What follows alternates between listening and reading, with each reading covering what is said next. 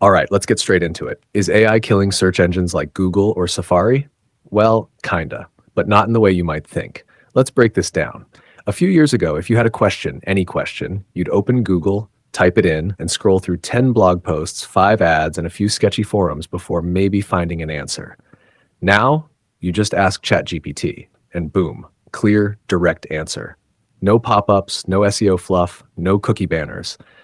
So, yeah, AI tools are changing how we search because they're not just showing you where the answer is, they're giving you the answer itself. That's a huge shift. People aren't just searching anymore, they're chatting with their results. It's more personalized, faster, way less annoying. And that's starting to hurt traditional search engines.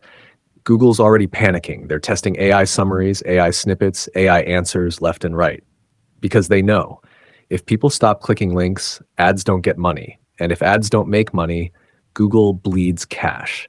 But here's the twist. AI tools like ChatGPT, they're trained on the same internet Google indexes. So if nobody writes blogs anymore, if nobody posts tutorials, what will AI tools even learn from? It's like AI and search engines are stuck in this weird loop.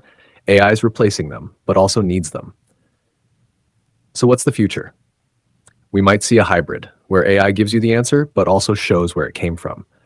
Verified sources, summarized info, less spam, more signal. But one thing's clear, the old school way of Googling everything, it's on life support. People want fast, clean, personalized answers.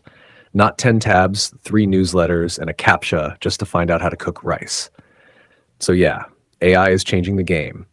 And if search engines don't adapt fast, they're going to lose the very users that made them giants.